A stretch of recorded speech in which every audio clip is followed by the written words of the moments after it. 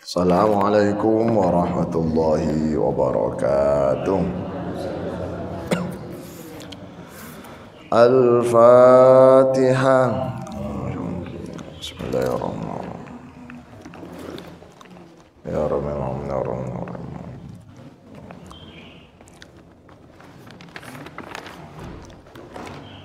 Al-Fatihah sekali lagi kita khususkan sedaya jamaah Masjid Al-Firdaus. Mugi-mugi oleh Allah diparing kesehatan lahir batin, sehat walafiat, panjang umur, rezekinya lancar barokah, usaha maju, karir meningkat, hajat dan keinginan serta mimpi dikabul dijabah oleh Allah SWT. Dijauhkan dari segala musibah, dijauhkan dari segala penyakit, yang sakit apapun penyakitnya diangkat oleh Allah menjadi sehat walafiat, putra putri cucu dia soleh soleh sedaya. Yang punya tunggakan, punya hutang, punya kreditan, punya tanggungan, mugi-mugi oleh Allah dibantu untuk segera dilunasi dan dijauhkan dari segala jenis hutang. Al-Fatihah.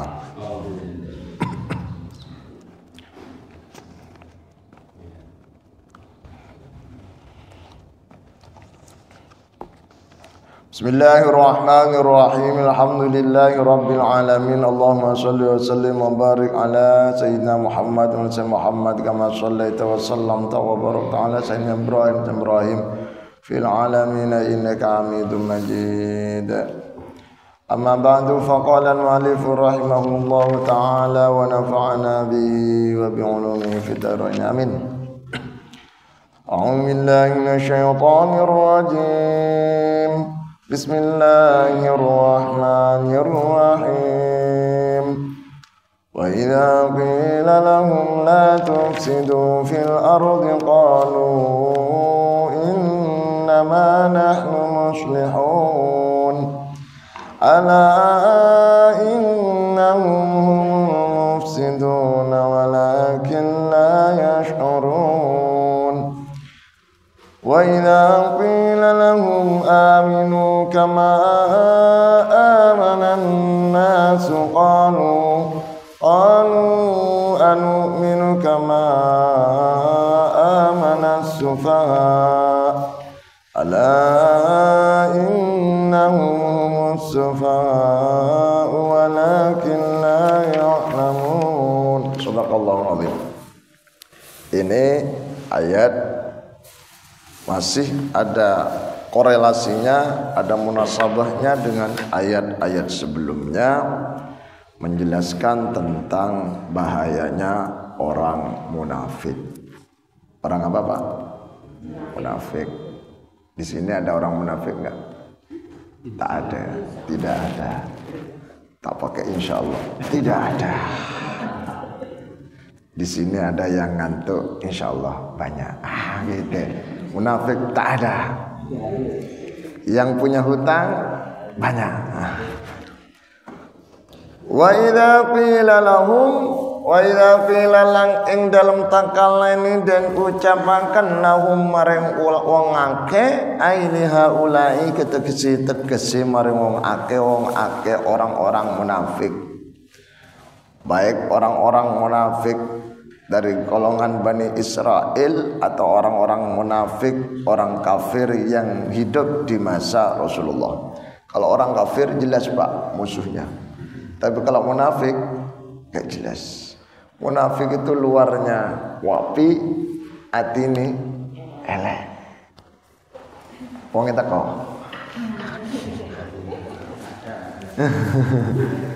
Ketika dikatakan pada mereka la tufsidu fil ardi, la tufsidu ojo kawe kerusakan sapa sira kabeh fil ardi ing dalem bumi. Ojo ngono ta, awakmu urip pisan ae, ojo maya-maya. Urip nang mun sepisan, Pak. Wis manuta wong tuwa, manuta napa agama, manuta pemerintah, manuta wong lanang. Rungono Bu, rungono, manuta wong lanang. Ojo gawe kerusakan. Jangan berbuat kerusakan di persada bumi, artinya itu bukan buminya langsung dikeroi tadi perumahan kabeh, boten hanya itu. Kenapa kok saya sebutkan begitu? Karena tadi malam saya ketemu dengan seorang ibu guru. Ada seorang ibu guru ngajar di SD milik apa ya? Saya nyebutnya milik orang Cina. Mohon maaf ya, milik orang Cina. Kemudian SD-nya digusur, dirubah menjadi perumahan. Akhirnya bu guru itu bingung cari tempat ngajar. Padahal orangnya jenis Pak, cerdas, ahli IPA, ahli matematika, itu kan guru langka Pak. Kalau ahli sejarah, ahli sosiologi, itu banyak Pak. Kalau matematika, MIPA itu kan itu angin. Jadi porsinya untuk pendidikan digusur menjadi perumahan. Padahal di dalam regulasi di Indonesia dan di dunia secara umum yang namanya fasilitas umum termasuk tempat ibadah, termasuk pendidikan, itu gak oleh diudik-udik. Andaikan pun digusur, wajib hukumnya diganti dengan yang lebih baik atau lebih bagus. Saya mau bilang bagus, keburuan baik gitu. Tapi gak apa-apa. Mana Bu Dedi? Bu Dedi mana Bu Dedi? Oh, pangleng, maaf. Kok tahu Ustaz? Bilang sendiri Bu Dedi, padahal suaminya bukan Dedi namanya. Itu benar Dedi. Oh, memang Pak Dedi tak? Pun nih. Ini kan? Alhamdulillah Tuhan sehat. Pertemuan yang lalu gak kelihatan ya. Izin. Beli sapi mungkin ya. Janganlah kalian berbuat kerusakan. Artinya kalau bahasa Surabaya aja ngono. Lapo karepku. Ah kan ngono Pak nggih. Jawaban nggih napa nggih? Ma, aja ngono lah. Apa-apa. Biasa. Gelem ya trimo, enggak gelem ya pegatan ngono. Gelem ya trimo, enggak gelem pegatan. Enten mboten wong wadon sing ngomong niku. Wong wadon sing ngoten niku Pak, sing jaluk pegat. Iku binjeng di akhirat mambuni surga tok gak krungu. Mambui tok gak krungu kok, apalagi sampai masuk. Gak. Krungu baunya tok gak. Makanya Ibu nggih, nyuwun sewu nggih, jenengan ojo sampai jaluk pegat. Wis trimun ikulah yang terbaik menurut Gusti Allah. Lek nuruti nafsu pancen bojoe tangga luwe apik, luwe sempurna. Rumput tetangga luwe ijo. Saestu betul Pak. Lek teke dhewe pancen gak seneng Pak. Iku jenenge nafsu alias setan. Wis rapi durung Mas? Sakno ya. Rasulullah lek ningali wong gak rapi ku ditari. Sakno. Kalau bahasa Arabnya miskin. Sahabat tanya, Rasulullah kok miskin? Dia sugih. Iya, miskin karena uripu dhewe. Lek gerges gak ono sing mijedin. Ono sing mijet sampean lek gerges. Gak ono kan? Oh ada. Mamae. Oh adik sarine Pak. Allah. Ndang jodoh-jodoh tak dungano jodohe solehah. Cantik kayak wong Arab. Terus anak tunggal, mertuai sugih. Janganlah berbuat kerusakan di persada bumi ini. Maka biasanya karakternya manusia ketika dikandani ojo ngono jawab lopo gak popo karepku. Ini jelas dijawab.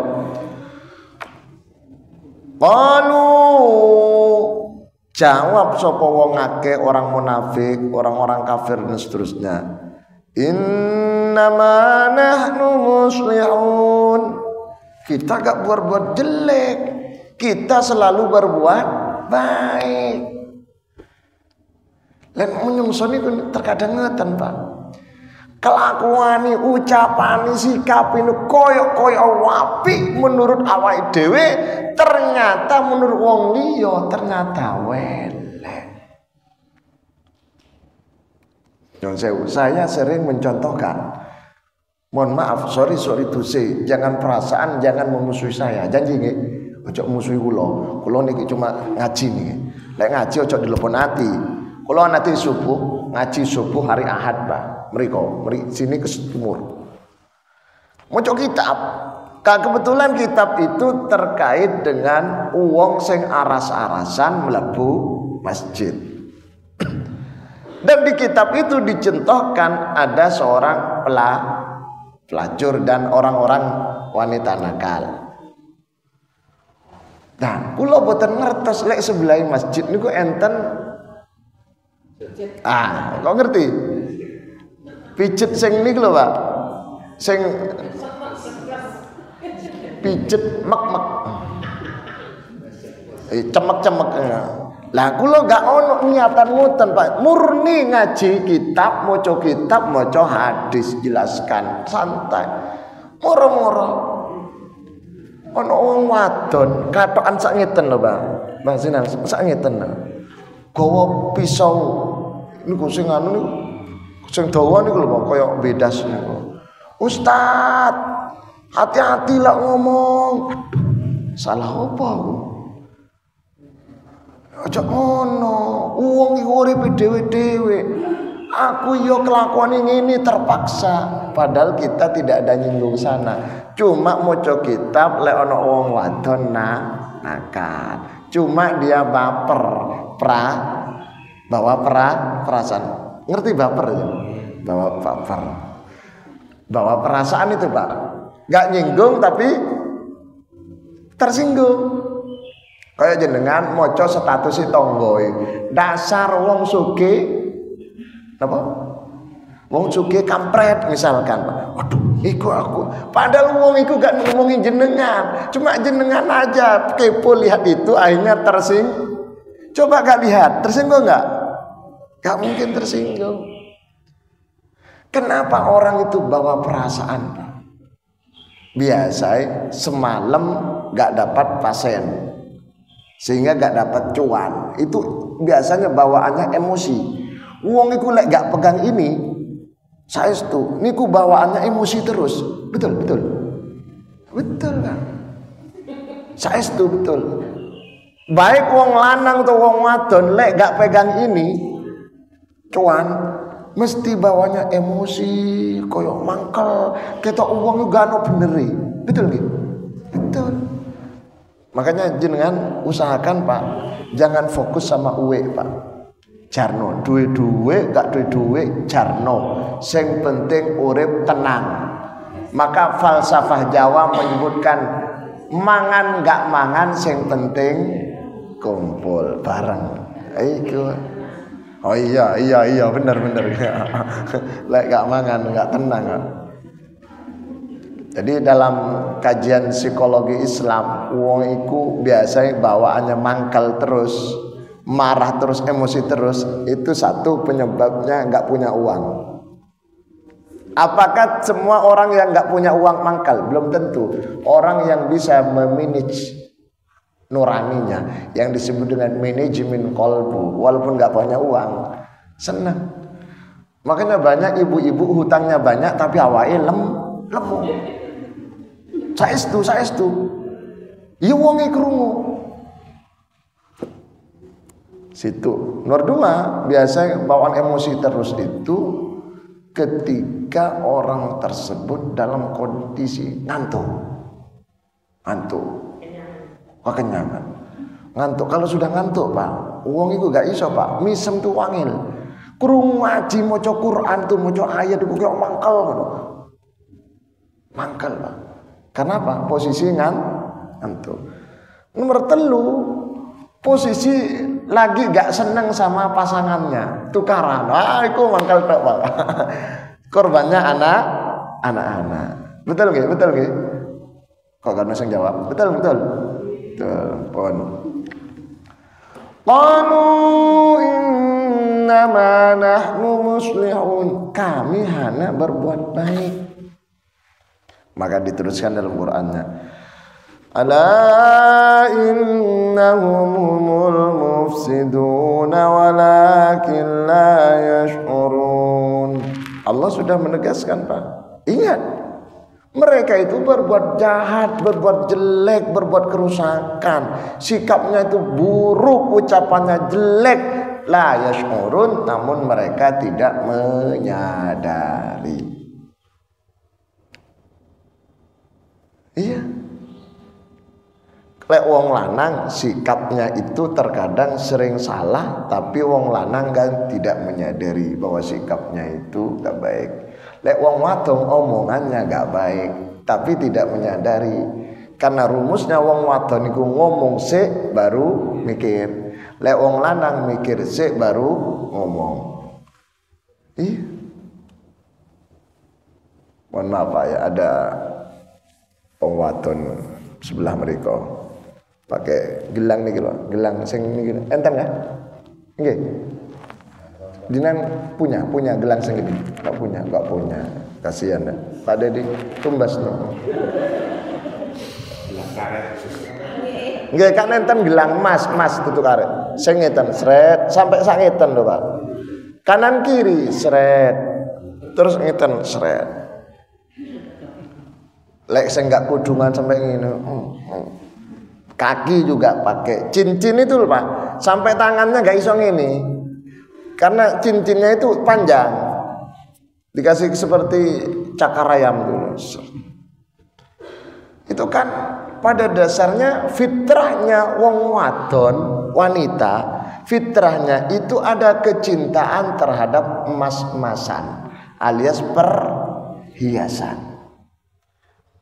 Lek wong lanang fitrahnya itu gak seneng emas-emasan Pak. Senengnya lihat yang pakai emas, yaitu wanita cantik. Kabeh manusiawi sunnatullah, wong lanang mesti seneng delok wong ayu cantik. Lek ono wong lanang gak seneng delok wong ayu cantik, wong wadon ayu, niku rada apa namanya? Syarafnya putus kabeh. Rabun betul. Saya ketemu seorang kakek-kakek umur 82. Bah, jujur Bang. Apa Gus? Cari ini Simbah. Jenengan lek ketok wong ayu niku seneng. Ngene Pak. Apa ini Pak? Seneng. Terus ya cuma masalah gitu, gak semangat, gak ada gairah. Lek seneng. Artinya manusiawi. Lek wong wadon gak pati seneng Pak. Wong wadon walaupun ketok wong lanang ganteng gak terlalu menggebu-gebu ketimbang kelambi apa model anyar, kemudian mas-masan anyar. Nggih. Lek wis keroncong seret seneng hatinya. Tapi ingat, walaupun itu adalah fitrahnya manusia wanita senang itu, dan dianugerahi oleh Allah punya harta dan bisa beli yang banyak semacam itu, namun ketika dipakai menyebabkan tonggonya bercerai. Tetangga bisa bercerai Pak, gara-gara panjenengan pakai mas-masan ini. Kenapa? Karena tetangganya gak bisa beli sehingga nuntut sama laki-laki. Sing laki-laki ngomong aku gak mampu. Akhirnya cerai. Ada. Wong lanang wong wadon tukaran terus. Ada. Gara-gara lihat tetangganya pakai mas-masan itu. Yang make tenang iki tekku dhewe. Lek gak seneng ojo didelok. Kalau gak seneng jangan dilihat. Gak boleh begitu Pak. Manusia itu bahasa Arabnya disebut mujtama. Mujtama itu dari kata jamaah itu Pak, jamaah. Kumpul wong akeh. Jadi menungso gak iso urip dhewe. Gak iso, mesti kumpul Pak. Ono tangga, ono kanca, Makanya Islam muncul dalam rangka mempersatukan manusia, sehingga disyariatkan namanya sholat berjamaah. Ada sholat Jumat, ada sholat Idul Fitri, Idul Adha, biar ketemu berjamaah subuh. Lek gak sholat pak, nang umai dewe paling banter ketemu waktu arisan gitu pak. Nggih. Lek arisan ketemu konco, bahkan teman jauh ketemu. Di mana? Di rumah makan apa yang mana? Umi Zainal, mana Umi Zainal? Mana Umi Zainal? Apa namanya? Prima Rasa pak. Kok ngerti? Oh, aku pernah diundang ceramah arisan di situ. Prima Rasa di situ. Oh nih. Cuma waktu itu masih ingat saya Senin kalau nggak salah. Aku poso, nggak sempurna. Tapi nggak apa-apa. Dibungkusin kok, dibawa pulang kape. Pun.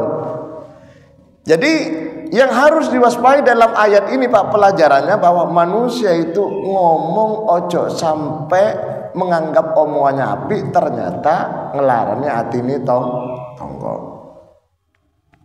Ono wong ireng pak, ada orang kulitnya agak gelap hitam. Sampean kok ireng pak? Itu kan jujur kan, betul nggak? Jujur.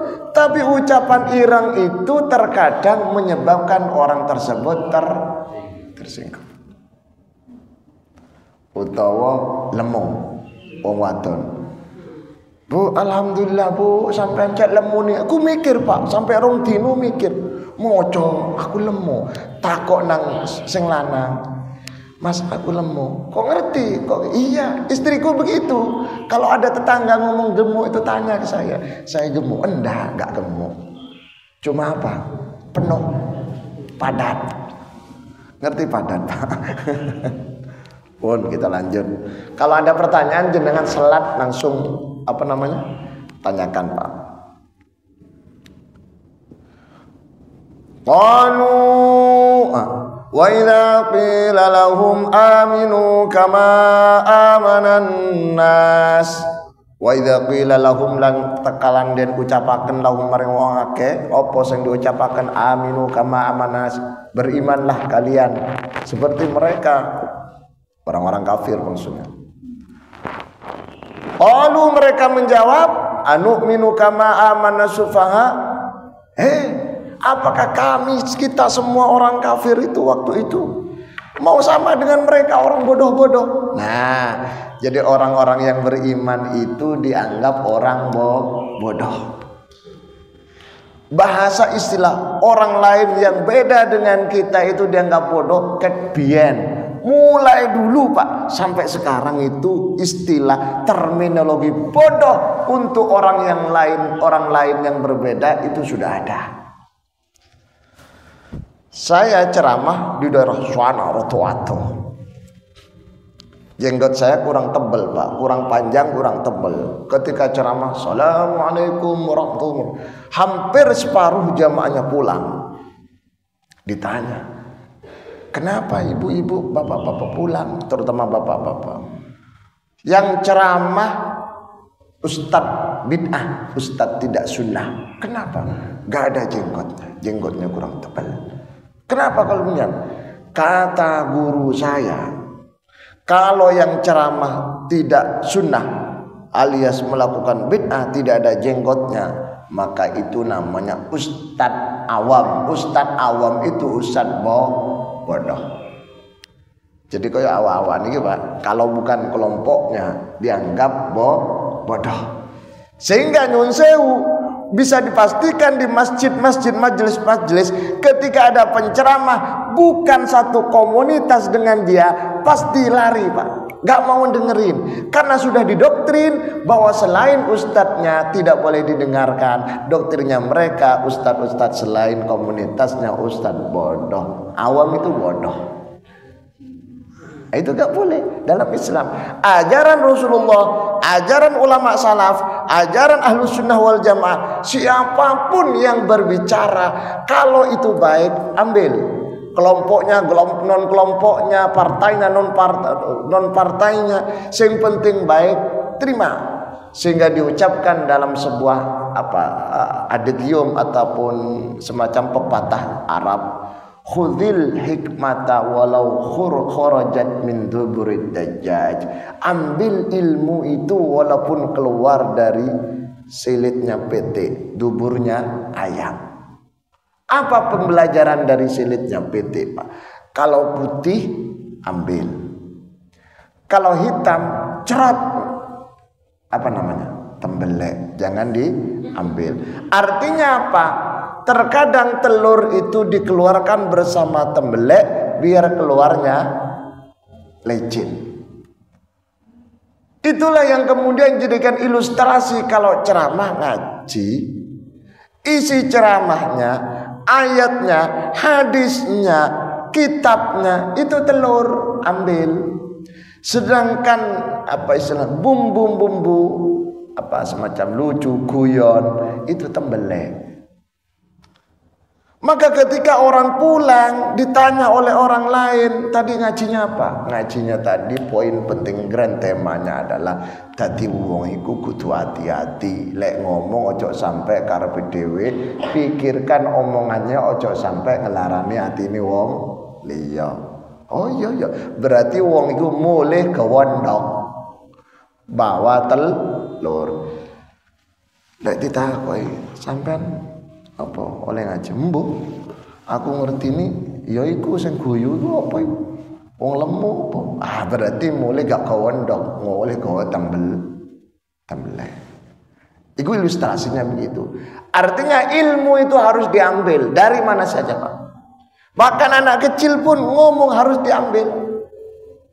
Dulu di zamannya Harun ar-Rasyid, Pak, dinasti Abbasiyah, ada seorang sepasang kekasih, sepasang manten anyar, honeymoon, Pak. Dulu manten anyar itu kalau pengen honeymoon itu gak ke Paris, gak ke mana lagi, ke Bali, enggak.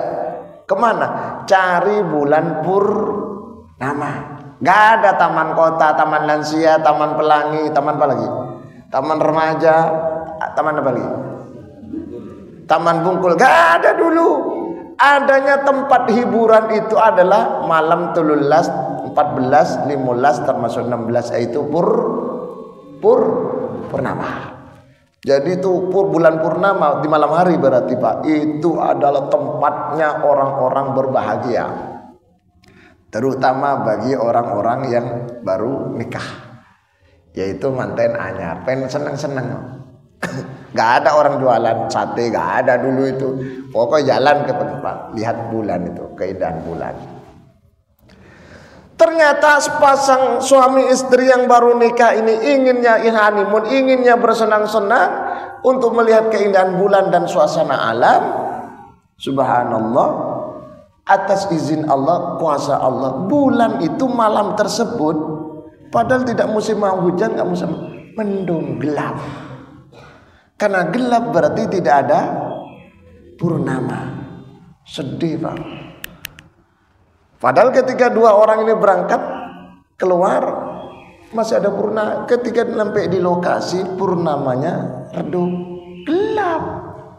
Sing lanang sumpah demi Allah, wallahi demi Allah, kalau bulan ini muncul terang, lebih terang dari wajahmu, maka kau saya ceraikan.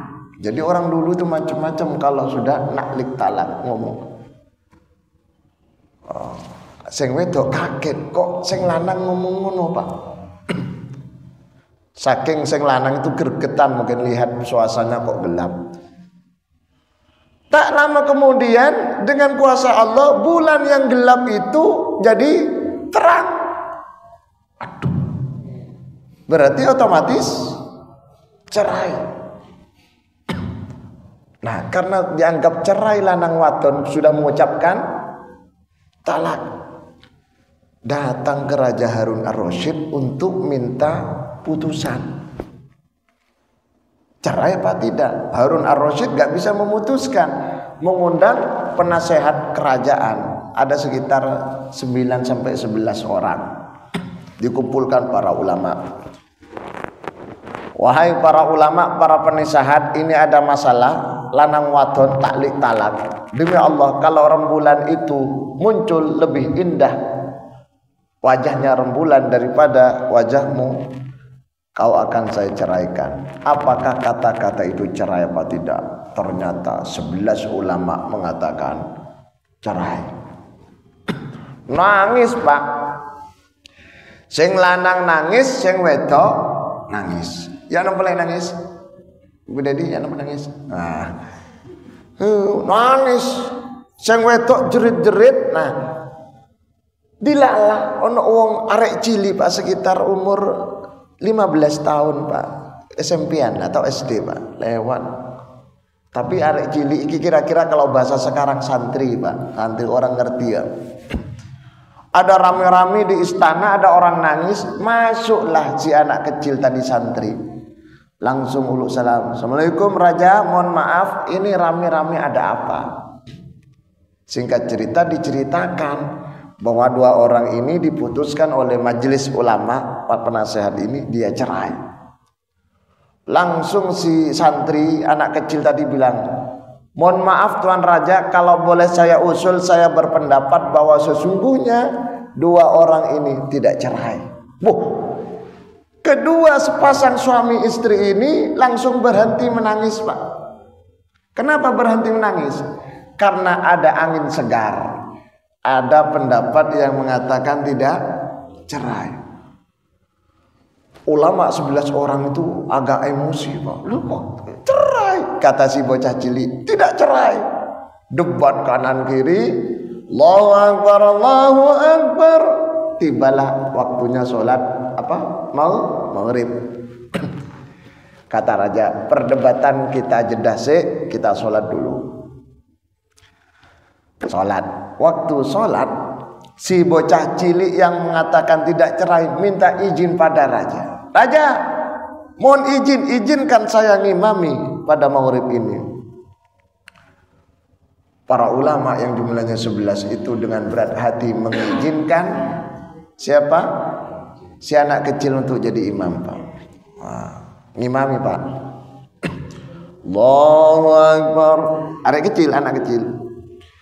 Bismillahirrahmanirrahim. Alhamdulillahi rabbil alamin. Ar-Rahmanir-Rahim. Maliki yaumiddin. Sampai waladhdallin. Mari waladhdallin Pak. Si bocah kecil yang ngimami makmumnya para ulama termasuk raja. Baca surat At-Tin. Bismillahirrahmanirrahim.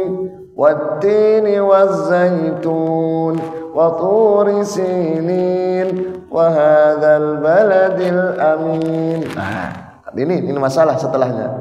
Semestinya laqad khalaqnal insana fi ahsani taqwim. Kan ngoten sing benar.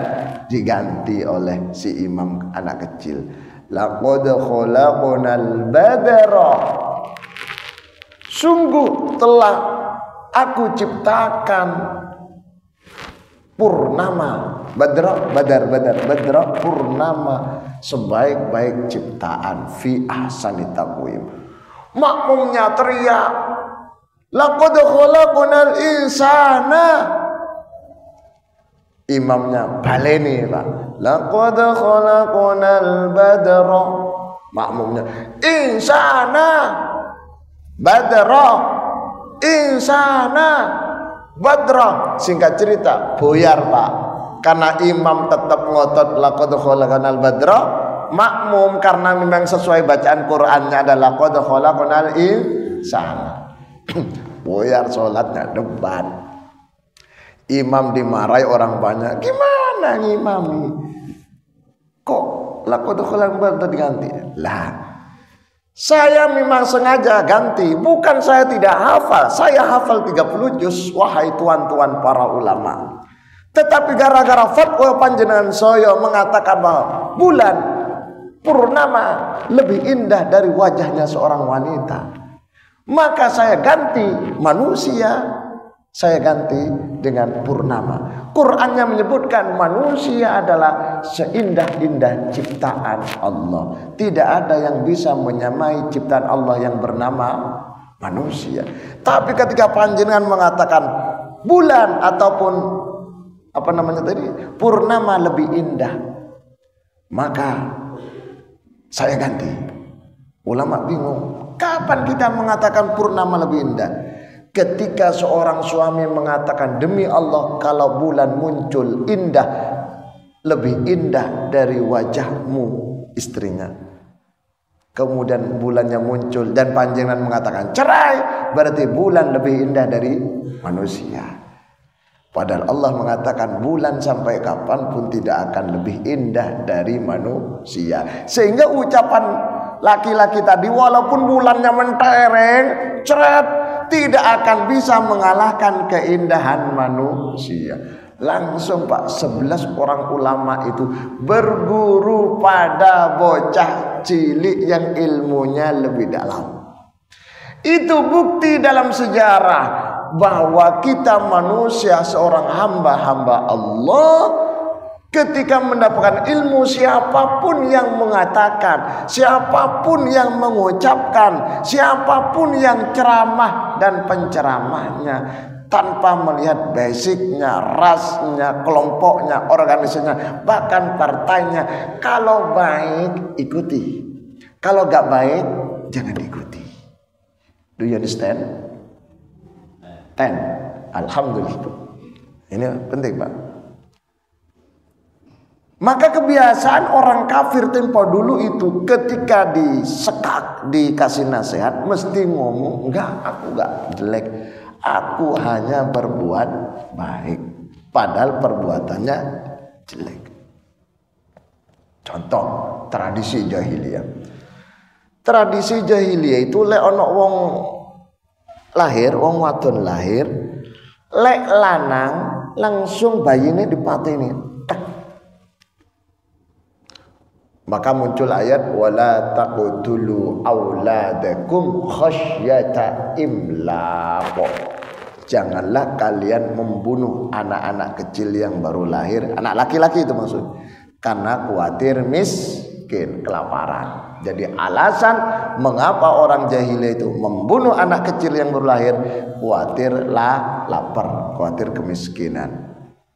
Tapi kalau perempuan lahir, maksudnya lahir jenis perempuan, nggak dibunuh, langsung dikubur hidup-hidup, langsung dikubur hidup-hidup, yang disebut dalam hadisnya wa'dul banat.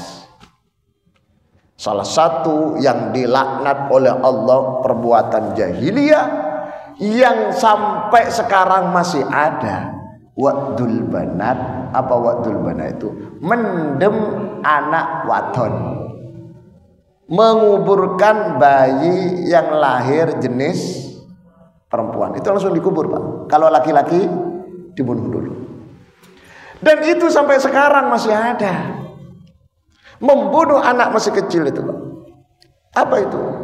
Ada orang Pak hamil, kemudian ternyata padahal mereka berdua suami istri tidak menginginkan hamil. Dikarenakan apa?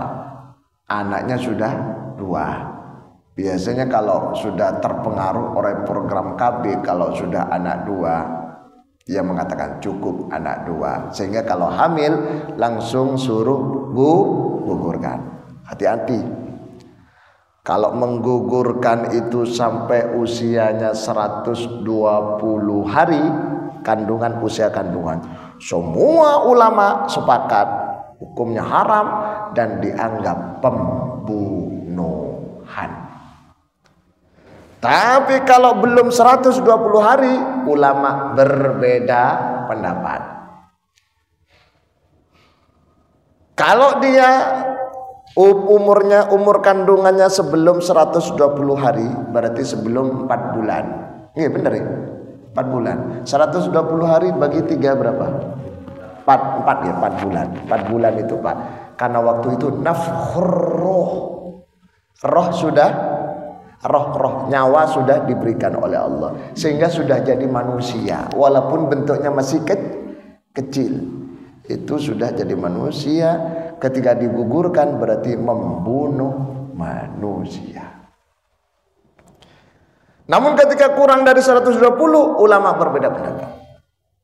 Kalau memang dia alasannya kesehatan karena dokter, kata dokter ibu gak boleh hamil lagi, ibu gini hanya gitu, misalkan ibunya Cina, akhirnya apa? Digugurkan dengan alasan medis dan usianya belum 120, maka tak apa, tidak masalah. Tetapi kalau tidak ada alasan medis Pak, walaupun belum 120 hari, dia usianya Pak masih muda Pak. Berapa usianya? Masih 30. 30 itu kan masih normal hamil. Oh masih 30 Pak usianya. Sing lanang sehat, sing wedok sehat, duwe wake, semua sempurna. Cuma apa Pak? Cuma karena memang nggak mau hamil, akhirnya digugurkan. Itu haram. Minal kabair, masuk dosa besar. Nyun sewu, dosa besar itu gak cukup dengan astagfirullah, astagfirullah, gak cukup Pak. Enak, dosa besar cukup gini, gak bisa. Kalau cuma dosa-dosa ngelirik didik, dosa-dosa cilik itu Pak, astagfirullahaladzim, itu insyaallah dihapus. Tapi lek kabair, dosa kabair, dosa besar Pak, antara lain tadi itu menggugurkan kandungan, dosa besar Pak. Apalagi ya dosa besar, rasan.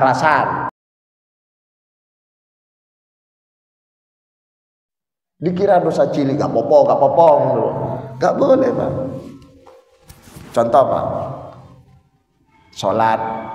Kok sholatnya Allahu Akbar dapat 1 rakaat, kok sudah adzan alias waktunya sudah habis.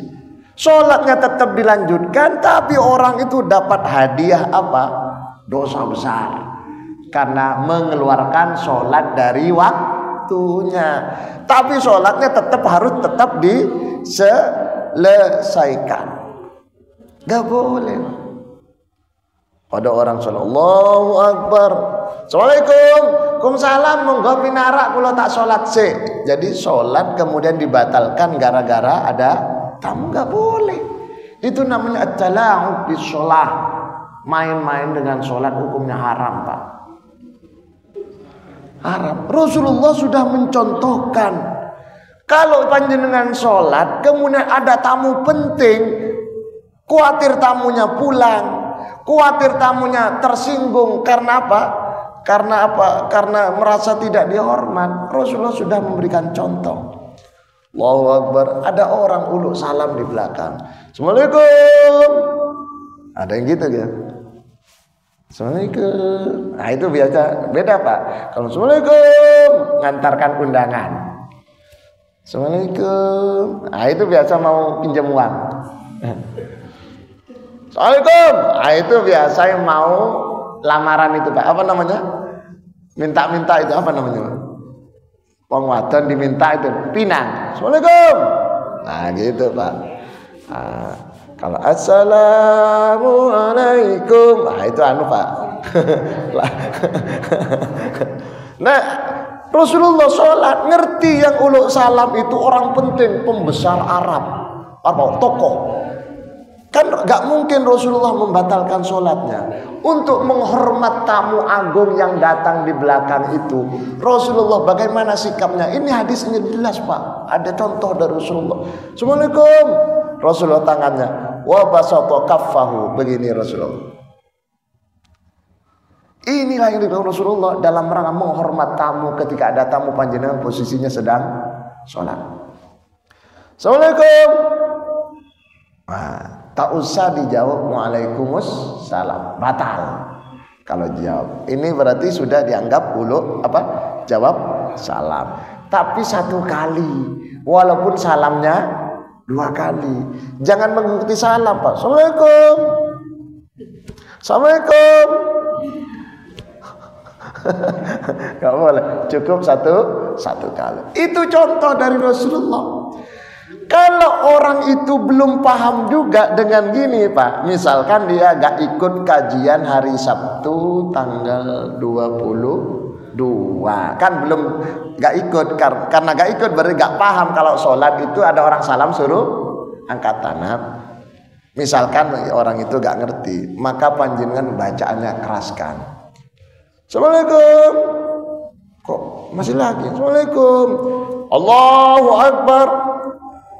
Assalamualaikum. Sami Allahu liman hamidah.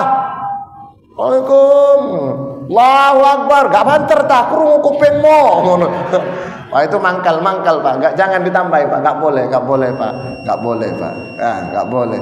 Cukup bacaannya dikeraskan dalam rangka biar orang itu gak pulang. Tapi insya Allah wong ngerti Pak. Assalamualaikum. Sami'allahu liman hamidah. Pasti paham. Jangankan muslim, non muslim ngerti Pak. Ngerti.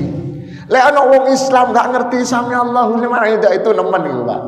Iku wayahe mlebu kuburan wong iku. Wong non muslim aja ngerti, bahkan Fatihah itu hafal, bismillah hafal Pak. Siapa itu tim suksesnya? Siapa sing suaranya besar? Tim suksesnya Amin kemarin itu. Kan non muslim Pak, fase, alhamdulillah gitu Pak, fase non muslim Pak, apalagi muslim. Nah ini Pak, maka kita itu harus terus belajar. Ojo sampai merasa cukup. Wong iku lek sudah merasa cukup Pak, berarti sudah merasa paling benar. Kalau sudah paling benar, paling pinter, mesti wong liya dianggap bodoh kabeh, goblok kabeh, salah kabeh. Padahal awake dhewe cuma pengetahuan terlalu sedikit sehingga menganggap orang lain itu salah. Rumusnya dalam falsafahnya begini, semakin orang itu tinggi ilmunya, semakin tidak menemukan perbedaan, semakin tidak menemukan kesalahan dari orang lain. Semakin ilmunya sedikit, maka semakin menemukan banyak kesalahan. Gitu Pak. Muni, sudah muni. Oke, silakan.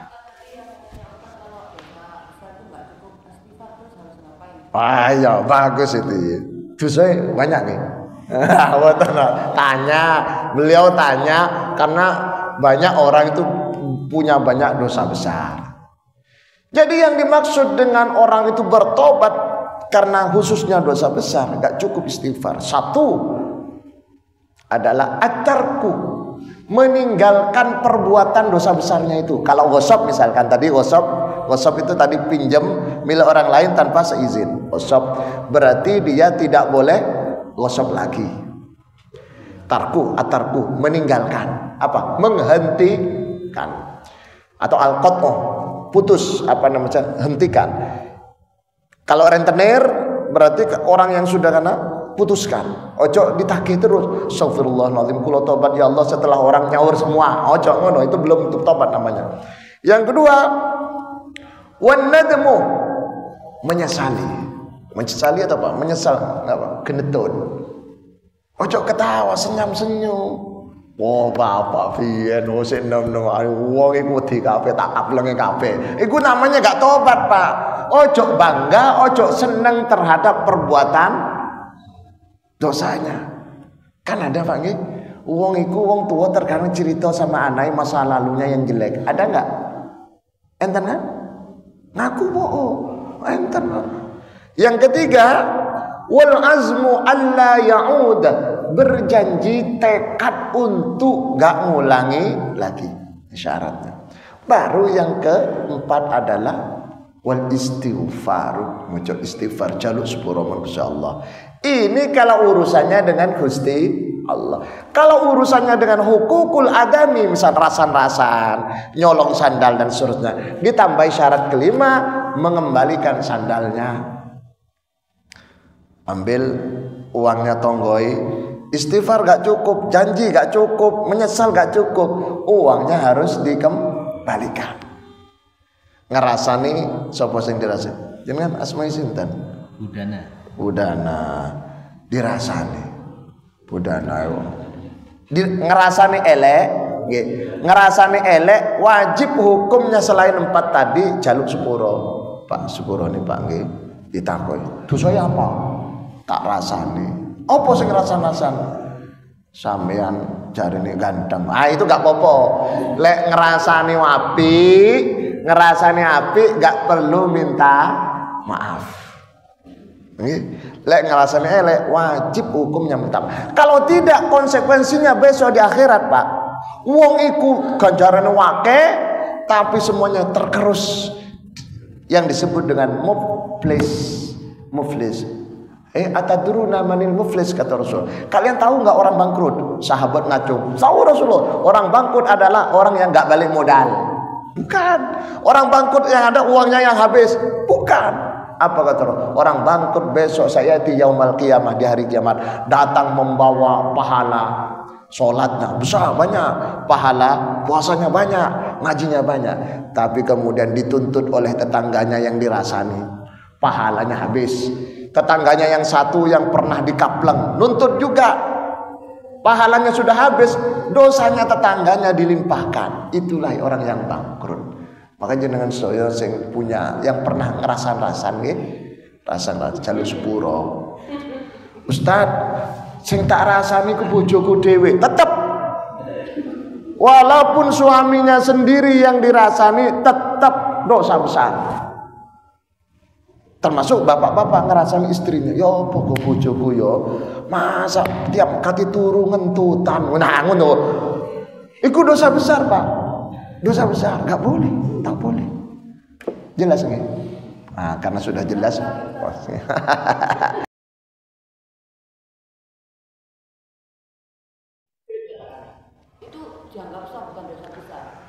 Dianggap sah sholatnya, sah. Karena tadi saya mengatakan walaupun sudah masuk keluar sholat, masuk adzan, tetap wajib dilanjutkan dan sholatnya sah. Tetapi dia berdosa. Apa dosanya? Dosa karena mengeluarkan sebagian sholatnya sampai keluar waktu. Dan itu dosa. Dosa. Makanya waktu yang semacam itu namanya waktu hurmah, waktu yang diharamkan. Diharamkan. Kenapa kok diharamkan? Sholatnya tetap sah, sholatnya tetap harus dilanjutkan, tetapi haram karena waktunya sampai keluar. Sehingga panjenengan saya lek sholat lek saged ojo sampai mepet. Jenengan pernah sampai keluar waktu? Oh sering. Gak boleh. Oh kemarin gak tahu karena sudah ada ceramah katanya gak apa-apa, gak sah. Gak apa-apa. Kemarin memang tidak tahu, sekarang sudah tahu. Berarti yang lalu karena posisinya statusnya tidak tahu, apa sekarang sudah tahu menjadi apa. Berarti enak tahu apa gak tahu? Enak tahu. Ojo sampai ngomong enak gak tahu. Ngoten nggih? Mugi-mugi manfaat sesarengan ridho Allah Subhanahu wa taala. Insyaallah kita ketemu Juli depan kedua insyaallah bisa saya Juli insyaallah. Juli kedua insyaallah bisa, tapi hari Ahadnya kalau bisa. Sabtu hari Ahadnya. Sabtu biasa nggih insyaallah. Tak tungano kabeh sehat kabeh. Panjang umur, rezekinya lancar. Semuanya urusannya selesai. Yang punya bisnis semakin naik menjat. Anaknya soleh-soleha. Yang daftar kuliah, daftar sekolah, mudah-mudahan anaknya lulus semuanya Pak. Yang belum bekerja mudah-mudahan cepat bekerja. Yang belum jodoh insyaallah jodoh semua. Undang kulo sing ceramah. Al-Fatihah.